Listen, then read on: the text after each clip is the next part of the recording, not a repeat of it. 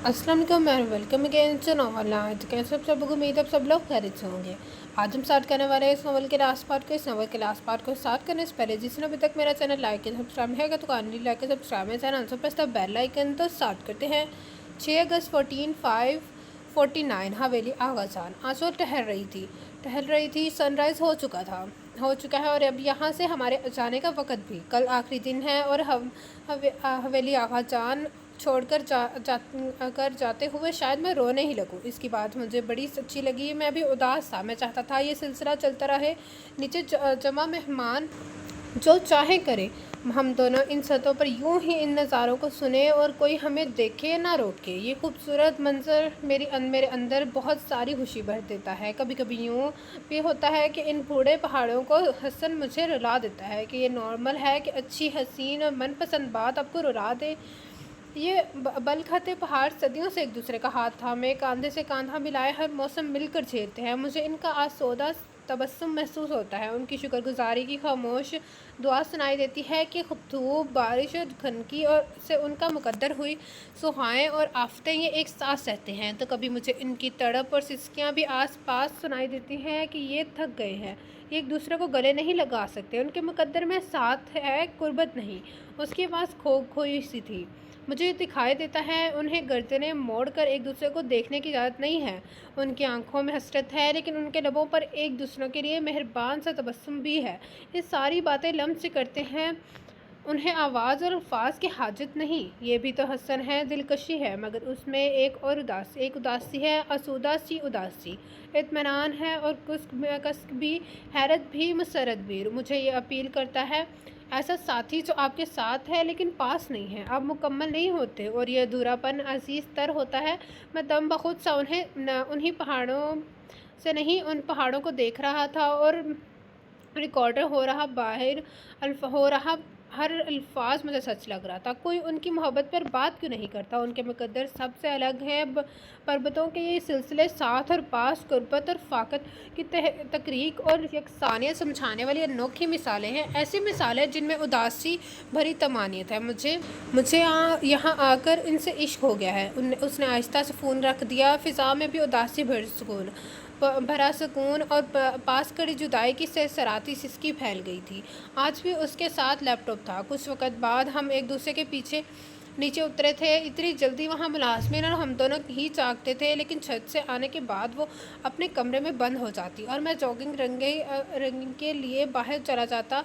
वापस आता तब तक चंद बुज़ुर्ग नाश्ते की मेज़ पर मौजूद होते थे। मैं नहाने के बाद भाई के साथ ही हॉल में आता था, लेकिन आज भूख का एहसास था जो मैं कमरे में जाने से पहले मेज़ पर आ गया। अपने लिए कॉफ़ी निकाली और डोनट लिए कुर्सी खींचकर बैठ गया। कॉफ़ी का घूंट भरते ही यूं ही नज़रें घुमाई और ठिठक गया।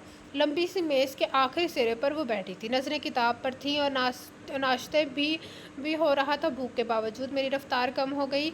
पहले खा लो, एक आंटी ने पीछे से उसकी पुश्त पर हाथ मारते हुए कहा। किताब कहाँ भाग रही है? उसने पलट कर देखा। किताब के साथ ये बदमज़ा चाय हलक के नीचे उतर जाती है। आंटी आप बिल्कुल भी अच्छी चाय नहीं बनाते। ये सॉरी लेकिन ये सच है। मेज़ पर सैंडविच की ट्रे रखकर मेरे को देखकर उसने इस हक गोई के लिए माजत भी कर ली। शादी के घर में कौन किताबें पढ़ता है? उस जुमले में मुकाबिल को शर्मिंदा करने और तंज तबखरा था। उसने इत्मीनान से जवाब दिया और चाय का आखिरी घूंट हलक के नीचे उतार कर खड़ी हो गई। सैंडविचेस अच्छे से बनाते हैं आप? कुर्सी से उठकर उसने आगे जाकर ट्रे से एक सैंडविच उठाया। होंक बना बेड़ा उसे बार झिझकता हुआ मुस्कुराया।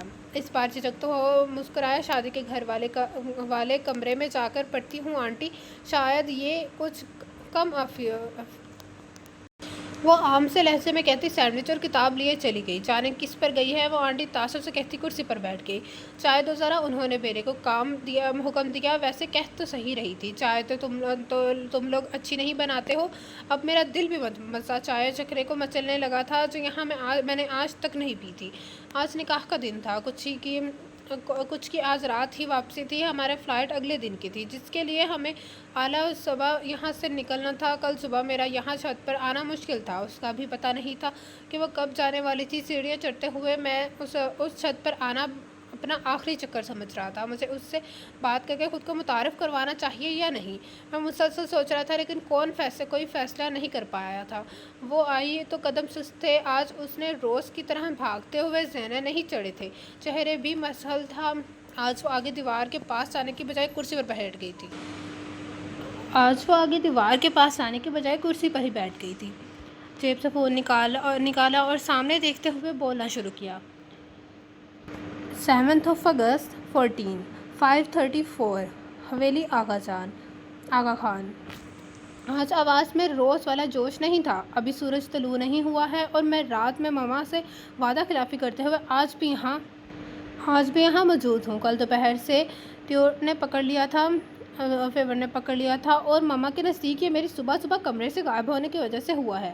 ان کے مطابق میں اتنی ٹھنڈ میں لان میں واک کرتی ہوں، اس لیے بیمار ہو گئی ہوں۔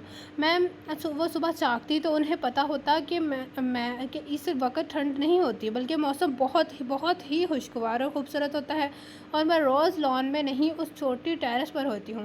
ویسے حویلی ڈیزائن کرنے والے نے اس سمت کیوں نہیں رکھا؟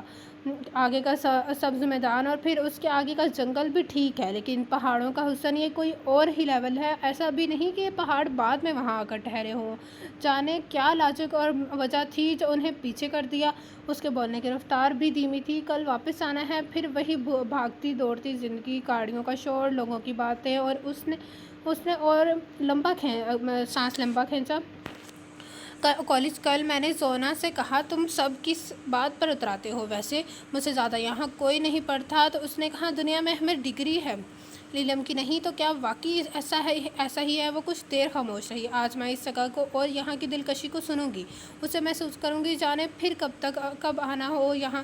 کل ہی نانی کہہ رہی تھی، اتنی لمبی شادی نے تھکا دیا ہے، تو کیا پتا اب کوئی ایسی ایڈونچر کا سوچے گا بھی یا نہیں کہ دور دور تک اس طرح کی یہ پہلی شادی تھی۔ دونوں خاندانوں میں شادی اور فنکشنز تو نہیں، لیکن میں نے اس وقت کو خوب انجوائے کیا، اچھی یادیں اکٹھا کی، ڈیجیٹل ڈائری سارٹ کی۔ حویلی آغا جان کو اس چھت پر بہت دور تک کھڑے ان پہاڑوں کو میں ہمیشہ یاد رکھوں گی۔ مجھے ان پہاڑوں سے عشق ہو گیا ہے۔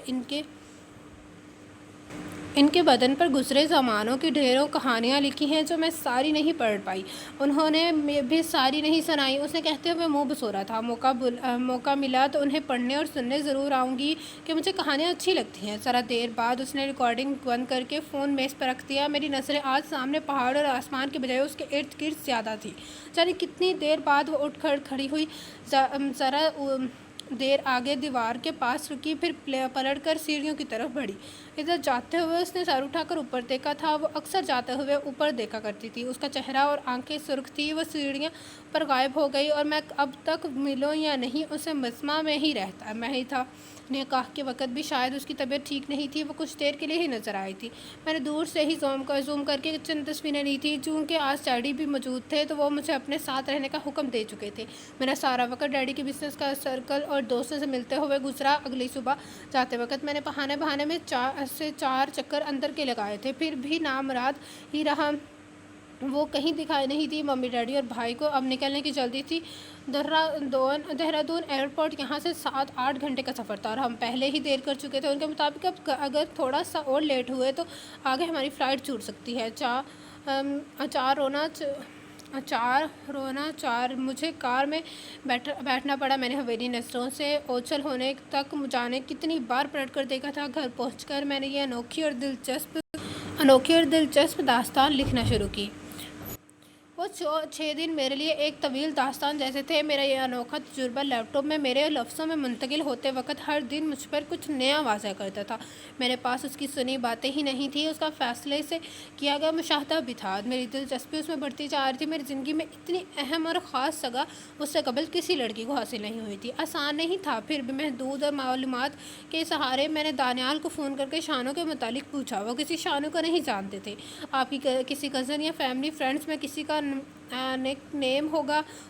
کسی کا نہیں ہے۔ بھابھی سے پوچھیں، شاید ان کی فیملی میں ہو یا انہیں علم ہو، لیکن وہ بھی کسی شانو کو نہیں جانتی تھی۔ اور چوری چھپے بنا اجازت کھینچی گئی تصویریں دکھا کر پوچھنا سراسر غلط تھا۔ اس وقت بھی میں شور نہیں تھا کہ اس کی خیر خبر مل گئی تو میں اس سے ملوں گا یا نہیں۔ میرے اس شو پنچ میں ہی ہمیں اجنبی رکھا، اور ورنہ ورنہ میں کسی بھی پل اس کے پاس جا کر بات کر سکتا تھا، وہاں وہ میرے لیے دوری میں دلکشی والا معاملہ تھا۔ اس کی باتیں اور ان پر اپنا تجزیہ اور نظریہ لکھتے وقت کوئی ارادہ تھا نہ دور دور تک ایسا کوئی گمان تھا، لیکن کئی دن تک لکھتے ہوئے ایک دن اچانک دھیان کے دریچے پر اپنے پڑپڑاتا خیال کا پرندہ آن بیٹھا اور میں لیپ ٹاپ یوں ہی چھوڑ کر ڈیڈی کے پاس دوڑا۔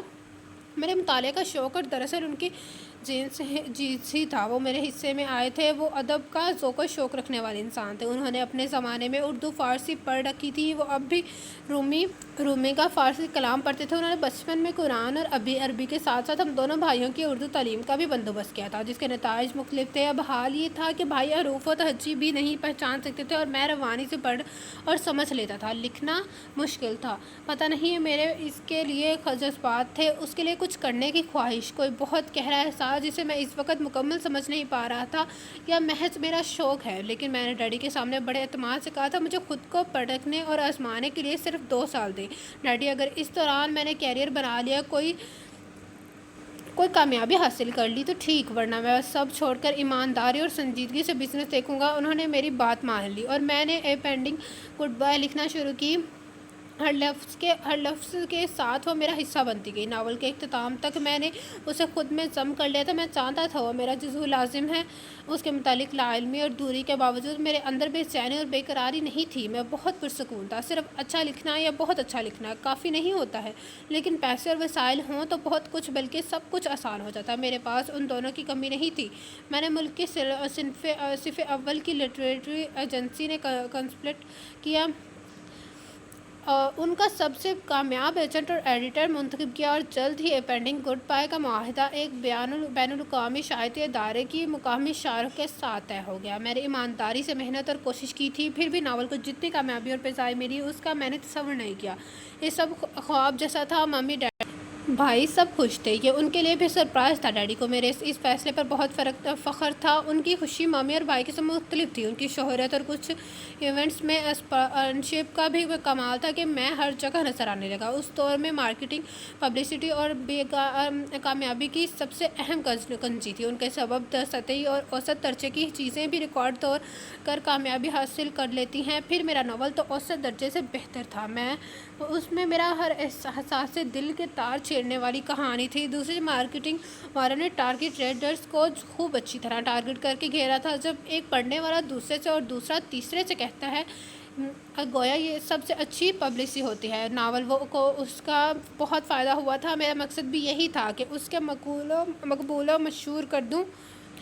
لمحوں میں ہوا یہ فیصلہ اب میرا شوق اور پیشہ بن گیا تھا کہ مجھے کہانی لکھنا اچھا لگنے لگا تھا۔ میرا چھپی ہوئی صلاحیت کھل کر باہر آئی تھی، مگر اس کے بعد میں نے پھر رومان نہیں لکھا۔ میں نے سسپنس تھرلر ناول لکھے، انہیں بھی اتنی ہی پذیرائی ملی۔ اب میں فل ٹائم رائٹرز تھا۔ میری ساری کتابیں بیسٹ سیلر لسٹ میں شامل تھیں، ان پر ویب سیریز بن رہی تھی۔ پہلے ناول کے کچھ وقت بعد جب ایک پروڈکشن ہاؤس نے اے پینڈنگ گڈ بائے کے رائٹس حاصل کرنے کے لیے رابطہ کیا تو میں نے فوراً حامی بھر لی۔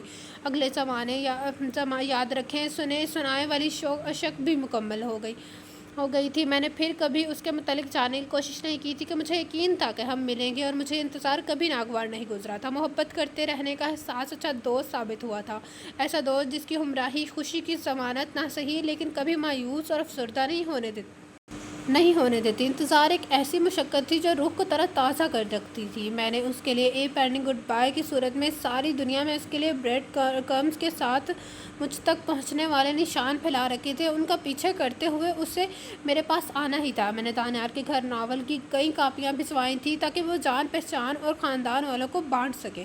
اگلے دن جب عتیب نے امن سے کہا تو حسب توقع اور حسب عادت حیرت کے اظہار کے لیے وہ چند منٹ چپ اسے گھورتا رہا۔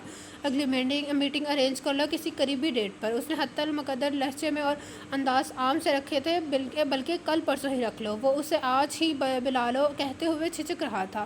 ٹیلنٹ ہے بھائی اس لیڈی میں، اس نے تالی بجاتے ہوئے کہا۔ واقعی، اس نے کہا۔ ترجمہ ویسے ہی جیسا جیسا مجھے امید تھی کہ کوئی نہیں کر سکتا۔ اب میں نے اسے جانتی نظروں سے گھورا تھا، قریبی ترجیح اسے ایک دن بعد ملی۔ وہ آئی، لیکن چونکہ سارے معاملات اور معاہدے طے ہونا تھے، اس لیے اس بار امن بھی اس کے ساتھ شامل تھا۔ جب اس نے کہا کہ وہ پہلے ہی پورے ناول کا ترجمہ کر چکی ہے تو امن کے ساتھ وہ بھی حیران رہ گیا۔ مائنڈ نہ کیجیے گا، لیکن آپ کافی سے زیادہ ایفیشینٹ ہیں، امن نے کہا، اور بہت کانفیڈنٹ بھی۔ اس کی نظر ٹیب پر تھی اور وہ مسکرائی۔ دراصل بطور اردو ٹرانسلیٹر یہ میرا پہلا پروجیکٹ ہے، اس لیے میں نے بہت ریسرچ کے بعد یہ ناول منتخب کیا ہے۔ آپ بھی جانتے ہیں اردو ناولز کی مارکیٹ اب اتنی بڑی نہیں ہے جتنا انگلش، ہندی یا دیگر لینگویجز کی ہے۔ اس ترجمے کا جتنا امپیکٹ ہوگا میرا کیریئر اتنا بہتر ہوگا، اس لیے میں نے محنت بھی بہت کی ہے۔ میں نے فائل آپ دونوں کو ای میل کی ہے، کوئی مسئلہ یا بات ہو تو ہم پھر ملیں گے۔ اس کا پیشہ ورانہ انداز بڑا سلجھا تھا، وہی چشمہ، وہی ہیل، وہی بیگ، بال اسی انداز میں بندھے تھے، بس آج ہاتھ مکمل سیاہ آستینوں میں چھپے تھے اور بنگالی کاٹن کی سیاہ ساری زیبیں تن کیے تھی جس پر چوڑا سا بارڈر سرخ تھا۔ آج اتیب خاموشی سے اسے جانتا ہی رہا تھا، اس نے زیادہ بات نہیں کی تھی اور امن اس کی جانچتی نظروں کو جانچ رہا تھا۔ اس کے جاننے کے بعد وہ اسے ترجمہ یوں پڑھ رہا تھا جسے وہ سامنے بیٹھ کر اسے سنا رہی ہو۔ اسے ناول کے نام کا ترجمہ ادھوری رخصت کیا تھا۔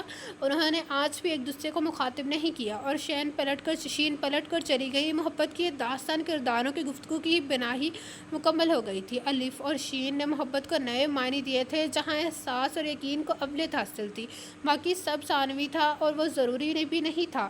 ان کے لیے ساتھ بھی احساس تھا، غربت بھی اور لمس بھی۔ وہ بچھڑ رہے تھے لیکن ایک دوسرے کو رخصت نہیں کیا تھا۔ انہوں نے الوداع کو التوا میں ڈالا تھا، جانے کب تک کے لیے یا شاید ہمیشہ کے لیے۔ الوداع کے بعد سب ختم ہو جاتا ہے، اس کے بعد راستہ الگ ہوتے ہیں اور سفر بھی۔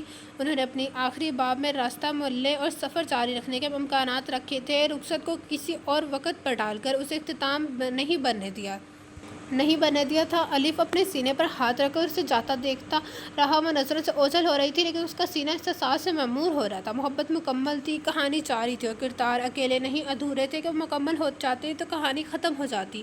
انہیں ادھورا پن وصل سے زیادہ عزیز تھا کہ ان کی کہانی غیر معمولی تھی، اب وقت کے ساتھ ختم نہیں ہونی تھی، یہ جاری تھی۔ اسے ترجمے کو ہری جھنڈی دے دی تھی، اس نے کچھ معمولی تبدیلیاں اور اصلاح کی نشاندہی کی تھی۔ اسے ایک ہفتے کے لیے لٹریٹری فیسٹیول میں شرکت کرنا تھی۔ جانے سے پہلے اس نے کئی دفعہ فون میں اس کا نمبر نکالا جو امن سے لیا تھا، لیکن کال نہیں کر سکا۔ اس نے کچھ سوچ کر رکھا تھا، اب وہ جلد سے جلد ترجمہ ہاتھ میں چاہتا تھا۔ لٹریٹری فیسٹیول میں شرکت کر کے ہفتے بھر بعد وہ شام میں دفتر والے کمرے میں آیا تو میز پر ادھوری رخصت کا فائنل ڈرافٹ رکھا تھا جسے اب پرنٹ میں جانا تھا۔ مس شاہین سعید آئی تھیں، صبح وہ دے گئی ہیں، امن نے کہا۔ وہ آج شام کا انتظار کر رہا تھا کہ اس سے ملنا ہے اور آ کر چلی بھی گئی تھی۔ اس نے فائل کھولی، وہاں گلابی کاغذ رکھا تھا۔ اس نے کھولا، اتیب، مجھے میری ذاتی فیری ٹیل دینے کے لیے بہت شکریہ۔ شاہین، ہاں۔ اس نے ایک گہری سانس خارج کی، گویا اسے سب یاد تھا۔ وہ کچھ بھولی نہیں تھی، اس نے اپنی کہانی پہچان لی تھی اور اب اس طرح خود لکھی تھی۔ اس نے ڈرافٹ کو دیکھا اور اچانک اسے کسی گڑبڑ کا احساس ہوا۔ یہ نوٹ کیوں چھوڑا ہے؟ اس نے جھپٹ کر فون اٹھایا اور اسے کال لگائی۔ کیا ہوا؟ امن نے تعجب سے اسے دیکھا۔ نمبر بند تھا۔ ایجنسی سے شاہین کا ایڈریس اور نمبر لو۔ شاہین، اسے بے تکلفی پر اسے آبرو چڑھائے۔ وہ پینڈنگ گڈ بائی کی شین ہے۔ وہ مشکوک تو تھا اور اب جانے بنا پیچھے بھی نہیں چھوڑنا تھا۔ اس کی بات سن کر اس کا منہ کھلا رہ گیا۔ سو پلیز جلدی کرو۔ اتیب نے فون کی طرف اشارہ کیا۔ ایجنسی نے دھماکہ کیا کہ وہ ہفتے بھر پہلے ہی فائنل ڈرافٹ دے کر ریزائن کر چکی ہے۔ اتیب نے دانیال کو فون لگایا۔ اب اس کے پاس پورا نام تھا۔ اتیب نے فون رکھ کے سامنے دھرے ڈرافٹ کے پہلے صفحے کو گھورا جس پر نمایاں الفاظ اب ادھوری رخصت لکھا تھا۔ میں ادھوری رخصت لکھا تھا۔ روتے دھوتے میں نے فائنل امتحان دے دیا تھا اور آج مجھے ہر 2 مہینے میں ایک بار پڑھنے والے کمرے کی صفائی کا دورہ پڑا تھا۔ میں پوری تن دہی سے وارڈروب، بک شیلف، میز اور درازوں سے سب کچھ باہر نکال چکی تھی، بلکہ ان میں ڈوبی ہوئی تھی۔ کپڑے دوبارہ سلیقے سے رکھتے ہوئے میں نے فیصلہ کیا اب 1 سال تک نیا جوڑا نہیں خریدوں گی۔ پھر یاد آیا پچھلی صفائی کے دورے میں بھی ایسا ہی کچھ طے کیا تھا اور 4 جوڑے تو سامنے پڑے تھے پہننے کے انتظار میں۔ تھک کے میں نے روحی کو آواز دی اور اسے الماری سونپ کے خود کتاب کی سمت متوجہ ہوگی۔ میں نے بک شیلف کے 2 خانے جمائے، تب تک روحی پورا وارڈروب سیٹ کر چکی تھی۔ اور کچھ ہیلپ کروں باجی؟ اس نے پوچھا۔ تھوڑی سی فرائض تل دو، میں نے مصروفیت کے درمیان کہا۔ وہ چلی گئی۔ بک شیلف کے بعد میں نے میز کی طرف آئی تو شام ہو چکی تھی۔ اس دوران فرائض بھی 3 بار ختم ہو گئے تھے۔ میں نے نماز کے لیے بریک لیا اور دوبارہ لگ گئی۔ میرے پاس ایسی بہت سی کتابیں جمع تھیں جو سالوں سے اپنی باری کے انتظار میں تھی۔ کئی بار ایسا ہوتا تھا میں نیا ناول لاتی اور اسی دن پڑھنا شروع کر دیتی، اور کبھی ناول لا کر بھول جاتی۔ کچھ کتابیں وہ تھیں جو مجھے تحفتاً ملی تھیں، اور کافی وہ جو گھر میں دوسروں کو ملی تھی۔ انہوں نے اٹھا کر مجھے پکڑا دی تھی۔ پڑھے جا چکے اور اپنی باری کا انتظار کر رہے ناولز الگ الگ کرتے ہوئے میرے ہاتھ پینڈنگ گڈ بائی لگا۔ مجھے یاد آیا کہ یہ 1 سال پرانا ناول بہت مقبول ہوا تھا، مگر میں نے ابھی تک پڑھا نہیں تھا۔ میں نے نئے رائٹر سے آج کل پبلش ہونے والی چیزیں کم ہی پڑھتی تھی۔ میرے وارد ہونے سے پہلے دنیا میں اتنا اچھا لکھا جا چکا تھا کہ مجھے وہ مکمل کرنے کے لیے ہی یہ زندگی کم لگتی تھی۔ میں نے ناول ہاتھ میں لے کر جائزہ لیا۔ ایک پرانی سی عمارت کے سامنے ایک دوسرے کی طرف پش کیے 2 سائے تھے، جن کے ایک ہاتھ پیچھے کی سمت ایک دوسرے کی طرف تھے۔ نام تو انٹرسٹنگ ہے۔ میں نے پہلا صفحہ کھولا۔ انگریزی میں انتساب لکھا تھا، اس لڑکی کے نام جس اپنی ذاتی فیری ٹیل چاہیے تھے۔ میں نے پلٹ کر پھر سرورق دیکھا اور ناول نگار کا نام پڑھا، عتیب حیدر۔ یہ کون ہے؟ میں نے انتساب دوبارہ پڑھا۔ کیا یہ اتفاق ہے؟ مجھے یاد نہیں تھا۔ یہ میں نے خریدی تھی، کسی نے دی تھی، یا گھر میں کسی اور نے مجھے تک پہنچائی تھی۔ ویسے 2 لوگ ایک جیسا سوچے ناممکن تو نہیں ہے۔ میں بار بار ایک سطر پڑھ رہی تھی۔ یہ کیا مسٹری ہے کہ کبھی یا میں نے آج کچھ زیادہ کام کر لیا ہے، یا امتحان ختم ہونے کی خوشی میں دیوانی ہو گئی ہوں۔ میں نے پہلا صفحہ پڑھا۔ یہ اتفاق نہیں تھا۔ میں نے اٹھ کر کمرے کا دروازہ مقفل کیا، لائٹ بند کر کے ٹیبل لمپ چلایا، اسے میز سے اٹھا کر نیچے اپنے قریب رکھا اور اپنی زندگی کے اس معجزے میں کھو گئی۔ جب میں نے آخری صفحہ ختم کیا تو صبح کے 5 بج چکے تھے۔ ان چند گھنٹوں میں میرے جذبات سارا وقت رولر کوسٹر پر تھے۔ میں روئی، ہنسی، مسکرائی، حیران ہوئی، بے قرار ہوئی، اترائی بھی، اور اب ہکا بکا کتاب کو دیکھ رہی تھی۔ کوئی شک نہیں تھا کہ شین الف کی کہانی کی شین میں تھی، لیکن الف کون تھا؟ عتیب کون تھا؟ میں نے حویلی آغا جان کی اپنے قیام کو ذہن میں دوڑایا، لیکن مجھے ایسا کوئی شخص یاد نہیں آیا اس نے مجھے کہاں سے سنا۔ اسی چھت پر؟ نہیں، وہاں چھپنے کی جگہ تھی نہ گنجائش۔ کیا نیچے اس کا کمرہ تھا، اس کی کھڑکی تھی، یا اوپر والی چھت؟ لیکن وہاں تو کوئی نہیں جاتا تھا۔ بات صرف سننے کی تو نہیں تھی۔ میں نے بند کتاب پر ہاتھ پھیرا۔ دانیال بھائی کی شادی کو بھی اب 2 سال ہو گئے تھے۔ کتاب کی اشاعت ستمبر 2015 کی تھی۔ میں نے لیپ ٹاپ آن کر کے عتیب حیدر کو سرچ کرنا شروع کیا اور پہلے اس کی تصویر دیکھی۔ اچھا خاصا ہینڈسم اور پرکشش بندہ تھا۔ مجھے نہیں یاد کہ میں نے آج سے پہلے اس شخص کو ابھی دیکھا تھا۔ ابھی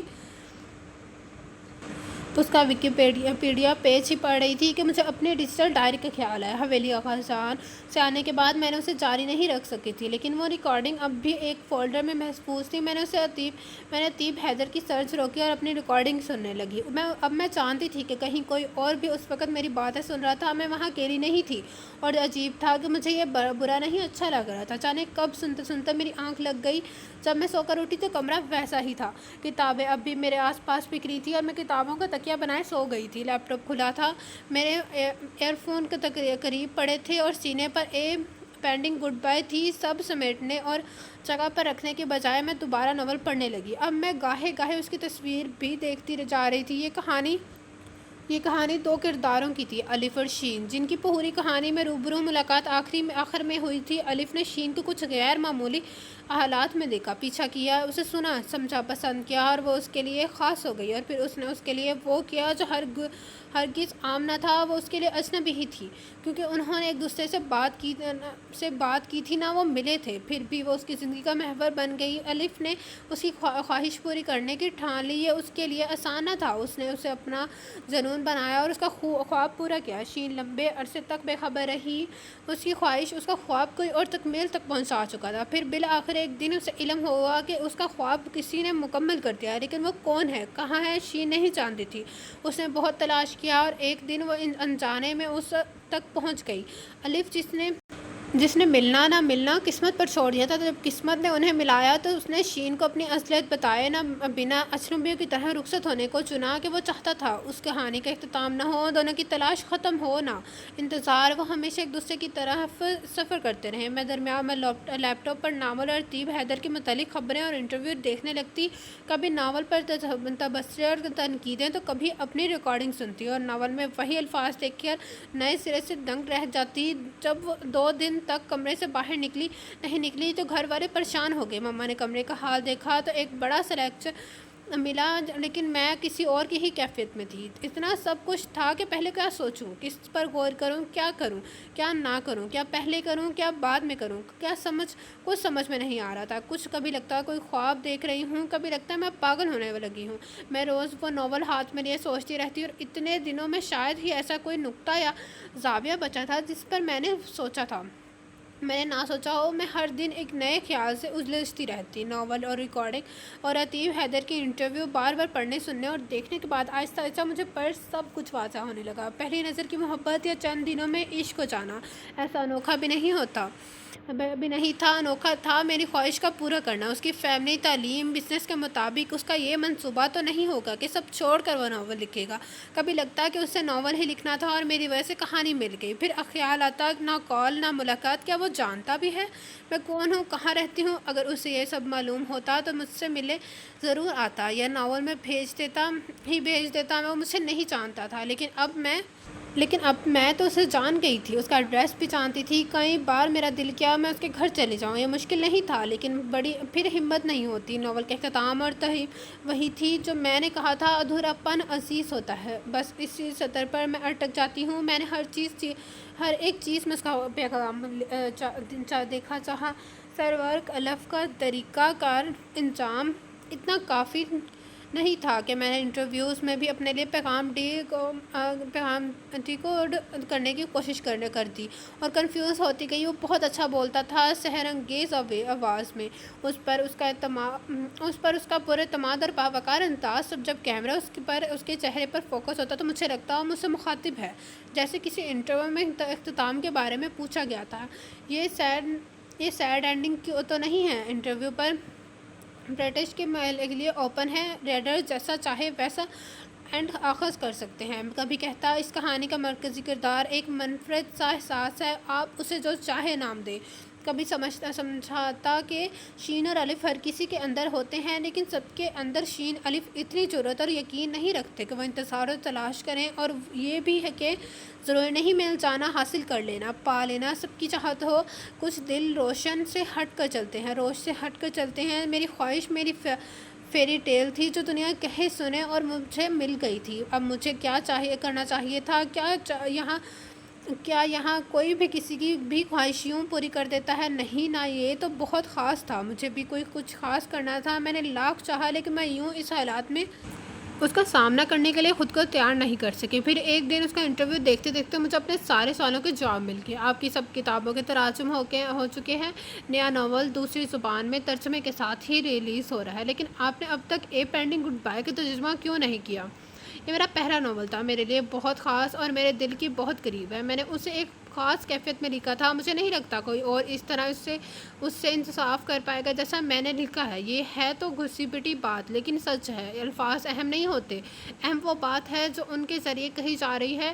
عبارت میں پر اثر احساس اور کیفیت اسی وقت شامل ہوتی ہے جب یہ دل کی گہرائی سے خود بخود نکلے ہوں، بنا کسی کوشش کے، جبکہ ترجمہ میں شاعری کوشش شامل ہوتی ہے، اور الفاظ بے ساختہ نہیں ہوتے، الفاظ اصل لفظ سے قریب تلاش کیے جاتے ہیں۔ میں نے فیصلہ کیا اور ماما کے پاس پہنچی، مجھے آگے پڑھنا ہے، مجھے ماسٹرز کرنا ہے، اس سے پہلے مجھے اردو سیکھنا ہے۔ تم نے گر پڑھ کے بڑی مشکل سے تو یہ 3 سال نکالے ہیں، گر پڑھ کے تو بڑی مشکل سے 3 سال نکالے ہیں۔ اب ماما، تب میرا کوئی ایم نہیں تھا، اب ہے۔ ان سے اسی رد عمل کی امید تھی مجھے۔ جی، مجھے لٹریچر فیلڈ نہیں، یعنی پبلشنگ میں کیریئر بنانا ہے۔ اب کیا ان کی آنکھیں پھیل گئی میرا شوق دیکھتے ہوئے؟ یہ ایسی اچھمبنے والی بات بھی نہیں تھی، لیکن وہ رزلٹ کے بعد میری شادی کا ارادہ کر چکی تھی۔ مما میں سیریس ہوں، مذاق نہیں کر رہی۔ اوکے، انہوں نے زیادہ بحث نہیں کی۔ میں جانتی تھی کہ وہ چند دن مجھے دیکھیں گی، آیا واقعی سنجیدہ ہوں یا نہیں۔ انہیں لگا میں یوں ہی وقت پر بات کر رہی ہوں تو میرے سنے بغیر میری شادی کر دیں گی۔ دونوں آپیوں کے پاس میرے شادی کی فرصت نہیں تھی۔ بڑی آپی مما کے ساتھ وہی بوتیک سنبھالتی تھی اور چھوٹی آپی نیشنل انسٹیٹیوٹ آف ڈیزائننگ سے فارغ ہونے کے بعد اپنی ڈیزائننگ فرم چلا رہی تھی، اور ایمان سے مجھے نہیں معلوم تھا کہ ان کی فرم کیا ڈیزائن کرتی ہے۔ تھینک یو، ان کے گلے میں یہ باہیں ڈال کر میں نے ان کا گال چوما اور کمرے میں آ گئی۔ اردو کا فیصلہ اس لیے کیا کہ میں سوچتی اردو اور انگلش میں تھی، یہ دونوں میرے تخیل کی زبان تھی۔ انگلش میں تو ادیب لکھ چکا تھا، اب میرے لیے اردو ہی بچی تھی۔ دوسرے انٹرویو کے دوران وہ جب کبھی اردو بولتا تھا تو اتنی شہشہ اور خوبصورت کہ سننے والا متاثر ہوئے بنا نہ رہ سکتا، اور مجھے اسے متاثر اور حیران کرنا تھا اس سے اچھی اردو کے ساتھ۔ میں جو اس بات پر نازاں رہتی کہ میری زندگی میں کوئی مقصد نہیں، مجھے مقصد مل گیا تھا۔ میں اسے بھی یوں ہی حیران اور سرپرائز کرنا چاہتی تھی کہ جیسے اس نے مجھے کیا تھا۔ میں نے دل لگا کر اردو سیکھی اور اردو اور انگلش میں ماسٹرز کیا۔ اس دوران سوشل میڈیا پر ادیب حیدر کا پیچھا کرتی رہی۔ مجھے ان 7 سالوں میں ہر دن ایک نئے انداز میں اس سے محبت ہوتی گئی۔ میری زندگی سوتے جاگتے اٹھتے بیٹھتے 24 گھنٹے ادیب حیدر کے گرد گھومنے لگی تھی۔ میری بے خبری کے 2 سالوں میں اس کا نیا ناول شائع ہو گیا تھا، اور یہ اے پینڈنگ گڈ بائی سے مختلف ایک تھرلر ناول تھا۔ دوسری جنگ عظیم میں انگلینڈ کی طرف سے شامل ایک ہندوستانی فوج کی کہانی۔ کہیں رومان کا نام نشان بھی نہیں تھا۔ اسے عوام کے ساتھ ساتھ سنجیدہ حلقوں میں بھی بہت دعوت ملی۔ میں نے ماسٹرز کیا اور اس کے بعد پبلشنگ اور لٹریچر فیلڈ میں داخل ہونے کے لیے انگلینڈ سے بہت سارے کورس کیے۔ گھر میں سب اس کا پلیٹ پر حیران تھے۔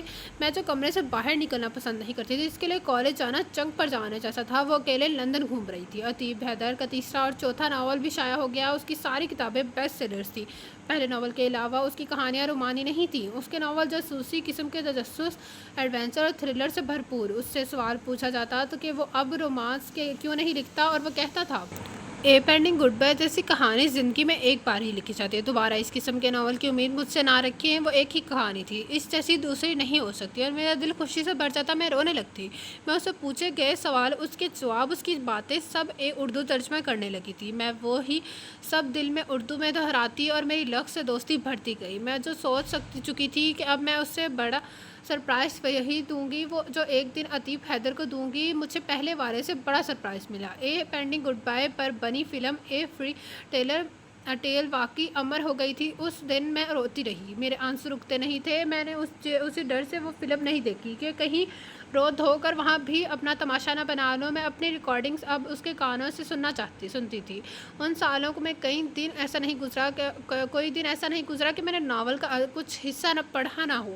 یہ میری اس سے گفتگو ہوتی تھی، میں ایسے اس سے ملیا کرتی تھی۔ میرے اندر اب یہ ڈر تھا میں سامنے جا کر اسے مایوس نہ کر دوں، اس کی کہانی خراب نہ ہو جائے۔ میں اب بھی کچھ سمجھ نہیں پائی تھی کہ اس محبت کے بدلے مجھے کیسی محبت کرنا چاہیے۔ اسے میرے متعلق کچھ علم نہیں تھا، لیکن اس کے پاس میری باتیں تھیں، میرے خواب، خواہشیں، منصوبے تھے، جبکہ میں اس کے متعلق سب جان گئی تھی، لیکن مجھے اس کے خواب، خواہشیں، منصوبے کچھ پتہ نہ تھے۔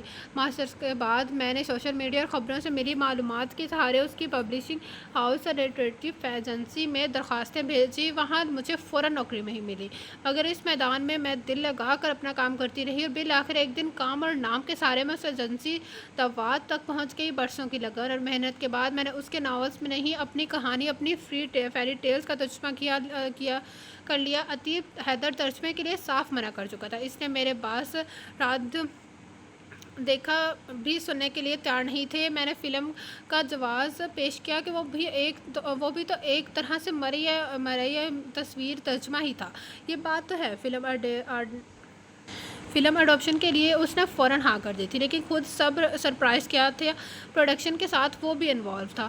اس بات پر وہ بھی قدرے حیران تھی، لیکن ادیب حیدر کی مرضی کے بنا وہ بھی مجبور تھی۔ حیرت دکھانے نے میرے اصرار کوششوں کے بعد اس سے میری ملاقات طے کر دی۔ وہ بڑی مشکل سے ایک بار مجھ سے ملنے کے لیے تیار ہوا تھا۔ مجھے بھی ایک ملاقات ہی چاہیے تھی۔ میرا سارا جوش جھاگ کی طرح بیٹھتا گیا جب ادھر سے ملاقات کسی نہ کسی وجہ سے ٹال دی جانے لگی۔ اسی لیے میں اس دن وقت سے پہلے اور ادھر سے پھر کسی اور دن والی فون کال سے پہلے پہنچ گئی تھی۔ جب میں نے پہلی بار آئینے کے سامنے کھڑے ہو کر خود سے پوچھا تھا، میرا چہرہ اسے یاد ہے؟ اتنے سال بعد میں اسے کیسے لگوں گی؟ مجھے تو یقیناً طور پر یہ بھی نہیں پتا کہ اس نے کتنے فاصلے سے کہاں سے مجھے دیکھا ہے، کتنی بار دیکھا۔ 10 بار جوڑے پہن کر دیکھنے کے بعد میں نے وہ کرتا اور دوپٹہ منتخب کیا تھا کہ میں اپنے آپ کو اس میں سب سے اچھی لگی تھی۔ میں نے بہت دعائیں کی کہ اس کے سامنے میں خود پر قابو رکھ سکوں۔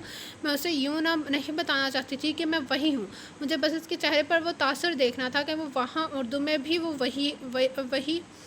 وہی اور ایسا ہی لکھا ہے جو میں نے محسوس کیا تھا، جیسے میں نے سوچا تھا۔ میری ساری تگ و دو اس منظر کے لیے تھی۔ اس کے پینٹ ہاؤس کی لابی میں مسلسل خود کو شانت کر رہنے کی تلقین کر رہی تھی۔ میں نے ہماری ملاقات کا منظر ہزاروں بار تصور کیا تھا، اور ہر بار اپنے اور اس کے مختلف تاثرات کو بھی۔ جب وہ تصور حقیقت میں ڈھلنے لگا تو میرا تخیل ناکارہ ہو گیا، اور وہ ایک بھی متوقع تاثیر یا رد عمل سوچ نہیں پا رہا تھا۔ جب مینیجر نے مجھے اندر جانے کو کہا تو میری ہتھیلیاں پسینے سے بھیگ گئیں۔ اس لمحے کے لیے میں اتنی تیاری اور انتظار کیا تھا، اور اب وہ سب ہاتھ سے نکلتا محسوس ہو رہا تھا۔ میں نروس تھی، پرجوش تھی، ڈر بھی رہی تھی، خوشی سنبھل نہیں رہی تھی، اور رونا بھی آ رہا تھا۔ یا اللہ، لاج رکھ لینا، میں نے دل سے پکارا اور دروازے پر دستک دی۔ کم ان پلیز۔ پہلی بار کسی سائنس اور ٹیکنالوجی کے بنا اس کی آواز میرے کانوں میں پڑی۔ میرا ذہن اور دل میری زندگی میں رونما ہونے جا رہا تھا۔ پہلے تاریخی واقعات یادداشت میں درج کرنے کے لیے بے انتہا مستعد تھے۔ میں دروازہ کھول کے اندر داخل ہوئی۔ دروازے کے اور اس کے میز کا فاصلہ بھی مجھے ان 8 سالوں سے کم نہیں لگا۔ وہ سر جھکائے لیپ ٹاپ کو دیکھ رہا تھا۔ آواز کے بعد اس کی دوسری چیز سیاہ بالوں سے ڈھکا سر تھا۔ یکا میری آنکھیں جھلملانے لگیں۔ میں نے اینک کے پیچھے ایک ہاتھ سے انہیں رگڑا اور دوسرے سے ٹیپ کو مضبوطی سے تھام کر خود کو سنبھالا۔ 2-3 گہری سانسیں لے کر میں نے وہ 8 سالوں کا فاصلہ عبور کیا۔ ابھی میز سے ذرا دور تھی کہ اس نے سر اٹھایا۔ ایک نظر کے بعد میں نے فوراً آنکھیں فرش پر ٹکا دی۔ اگر دیکھتی رہتی تو یہ بدبخت سارے راز افشاں کر دیتی۔ Hello sir. میز کے پاس پہنچ کر میں نے سر جھکا کر کہا۔ مجھے خود پر بھروسہ نہیں تھا کہ اگر میں نے ہیلو حیدر کہا تو میری آواز اور کیا کچھ کہہ جائے گی۔ ہاتھ بڑھا کر اس کا ہاتھ تھامنے کا رسک میں نے نہیں لیا تھا۔ میں نے ٹیپ کو اس قدر سختی سے پکڑ رکھا تھا کہ ڈر لگا کہیں ٹیک ہی نہ جائے۔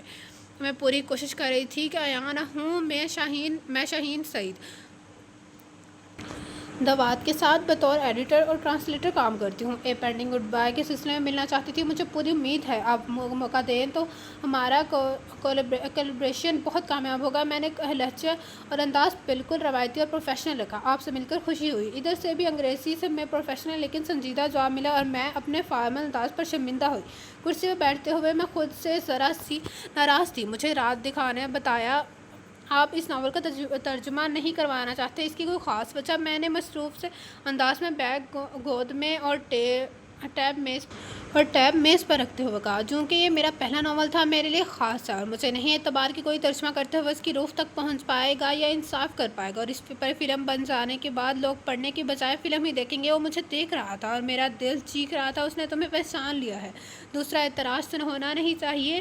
میں نے دل کی دہائیاں نظر انداز کرتے ہوئے کہا، دنیا میں کتنے ہی ناولز ہیں جن پر فلمیں اور سیریز بن چکی ہیں، لیکن ان کے نئے ایڈیشنز اب بھی شائع ہوتے ہیں۔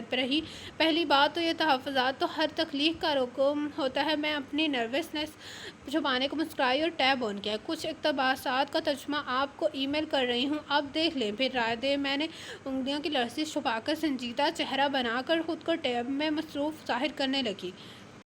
میں چیک کر کے آپ کو انفارم کرتا ہوں، اس نے جانچتی نظر سے کے ساتھ کہا، اور میرا دل ڈولا۔ میں اسے اپنا کیا ترجمہ پڑھتے دیکھنا چاہتی تھی، اس لیے تو میں نے اتنی محنت کی تھی۔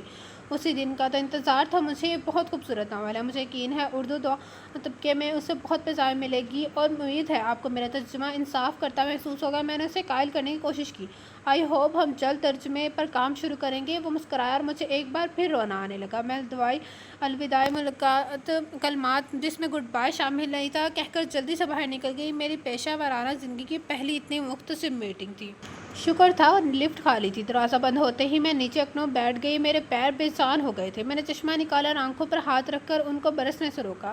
میں بار سامنا نہیں کر سکتی، میں زیادہ دیر خود پر کنٹرول نہیں رکھ پاؤں گی۔ میں نے سوچا تھا اگلے دن ہی مجھے امن کا پیغام ملا کہ اگلی ملاقات کب رکھیں، اور میں جھوم اٹھی۔ ایک دن بعد جب میں نے دفتر پہنچی تو اس بار ہم تنہا نہیں تھی، امن بھی موجود تھا۔ اس دن میں نے بتا دیا کہ میں مکمل ترجمہ کر چکی ہوں۔ مجھے عتیب کی پرسوچ نگاہیں بہت محسوس ہوئی تھیں۔ مجھے رات دکھانے نے بتایا تھا کہ وہ 1 ہفتے کے لیے فیسٹیول میں جائے گا۔ مجھے یقین تھا مکمل ترجمہ پڑھنے کے بعد اس کا فون ضرور آئے گا۔ میرا مقصد پورا ہو گیا تھا، اس لیے میں نے رات دکھا کو استعفیٰ سونپ دیا۔ وجہ یہ بیان کی تھی کہ میں لندن جا رہی ہوں، جہاں نئی جاب کے لیے اپلائی کیا تھا۔ ایک ہفتے میں نے بہت سوچا، خود سے خوب لڑائیاں کیں، اور جو اتنے سال سے میرا ارادہ تھا کہ میں اسے ترجمہ سونپ کر اس سے یہ طرف کہ یہ ترجمہ اس کے خیالات اور اصل سے انصاف کرتا ہے، سب سن کر لوٹ جاؤں گی، بدل گیا۔ اس ناول کا اختتام جو مجھے عتیب کی مرضی لگتا تھا، اب میں اسے قبول کرنے کو تیار نہیں تھی۔ میری ذاتی فیری ٹیل کا انجام بھی تو میری مرضی سے ہونا چاہیے۔ دور دور سے ارادہ باندھنا بہت آسان تھا، اب اسے دیکھنے اور ملنے کے بعد انسانی فطرت جاگ اٹھی تھی۔ دل لالچ کرنے لگا تھا اور اب قانع نہیں رہا تھا۔ اس کا صبر ختم ہو گیا تھا، اسے مزید سب کچھ چاہیے تھا، اور اسے اب دور نہیں جانا تھا۔ ادھوری رخصت کے اخذ کی ساری باتیں اور پیغام دل کی دلیلوں کے آگے سرنگوں ہو گئے، اور میں شام کی طے شدہ ملاقات سے پہلے صبح اس کی آمد کے وقت ہی اس کے پینٹ ہاؤس میں روانہ ہو گئی۔ شین کو اب الف سے ملنا تھا اور حال دل کہنا تھا۔ 7ویں منزل پر لفٹ رکی اور جو 2 خواتین اندر داخل ہوئیں ان میں سے عتیب کی والدہ کو میں سوشل میڈیا کی تصاویر کی وجہ سے پہچان گئی تھی۔ عتیب کب شادی کر رہا ہے؟ 2-3 باتوں کے بعد دوسری خاتون نے پوچھا۔ میں دم سادہ لیا۔ بہت جلد، اس کی والدہ خوش دلی سے کہا۔ ارے واہ، یہ تو بہت اچھی خبر ہے۔ کون ہے؟ اس کی دوست ہے، میں نے تو کب سے کہہ رہی تھی، مگر اس نے اس نئی کتاب کے بعد حامی بھری تھی۔ 1-2 ماہ میں کتاب آ جائے گی، اس کے بعد انشاءاللہ۔ ہمارے طبقے میں ارینج میرج کم ہی ہوتی تھی، اس نے دوست کے لیے حامی بھر رکھی ہے، تو اس لیے وہ رویہ اور مجھے پہچاننے کے بعد بھی خاموشی میں ایک بار پھر ناول کے اختتام پر اٹک گئی۔ وہ دونوں بھی پینٹ ہاؤس میں ہی آئی تھی۔ میں لابی میں رک گئی اور وہ دونوں اندر چلی گئی۔ میں صوفے پر بیٹھے ایک بار پھر فیصلے کے دوراہے پر تھی۔ شاید میں نے شروعات سے ہی سب کچھ غلط سمجھا۔ میں بس اس کے لیے ایک میوز تھی اور کچھ نہیں۔ اس نے کہانی لکھی، خود کو کامیابی سے لانچ کیا اور زندگی میں آگے بڑھ گیا۔ اگر میرے لیے کچھ تھا بھی تو وہ سب اس ناول میں ہے، اس کے باہر کچھ نہیں۔ ایک بار اشتباہ ذہن میں جگہ بنا لے تو منٹوں میں دلیل، استدلال، یقین جیسے احساس اور خیال نگل لیتا ہے۔ اسے منٹوں میں میرے بھی 6 سال کھا لیے، لیکن عتیب کے لیے یہ جو بھی تھا میرے لیے وہی تھا جو میں نے اتنے سالوں سوچا تھا، سینچا تھا۔ میرے لیے سر جھٹک کر دور کر دینے والا احساس اور خیال نہیں تھا۔ وہیں بیٹھے بیٹھے مجھ پر منکشف اور ہوا عتیب اگر آگے بڑھ بھی گیا تو اس نے مجھے جو دیا تھا وہ میرے لیے کافی تھا۔ عتیب نے ادھوری رخصت کو چنا تھا اور مجھے اس کے انتخاب کا احترام کرنا تھا، اسے ایسے ہی قبول کرنا تھا جیسے میں نے اپنی ذاتی فیری ٹیل کو کیا تھا۔ مجھے نہ ختم کرنا تھا نہ مکمل کرنا تھا، اور میں وہ ڈرافٹ اس کی میز پر رکھ کر لوٹ آئی۔ اس کی لندن کی فلائٹ پرسوں صبح کی تھی۔ جانے سے پہلے وہ ایک بار پھر یہاں آئی تھی۔ پنچوں کو چھوتے کاٹن کی گلابی فراک پر اس نے سفید سویٹر پہنا تھا۔ دوپٹہ اس کے مخصوص انداز میں گردن کے گرد حلقے بنا کر آگے جھول رہا تھا۔ کچھ بھی نہیں تھا بدلا تھا۔ اس چھت سے نظر آنے والے منظر جون کا تون تھا۔ مسوری میں برف باری ہو رہی تھی، جس کا اثر یہاں بھی تھا۔ ٹھنڈ زیادہ تھی اور پہاڑوں کے گرد دھند بھی۔ اس نے چاروں طرف گھوم کر وہ جگہ کھوجنے کی کوشش کی جہاں اس نے اسے دیکھا اور سنا تھا۔ اوپر والی چھت ہی ہوگی۔ اس نے سر اونچا کر کے اوپر ان محرابوں جیسے ننھے ننھے دریچوں والی دیوار کو دیکھ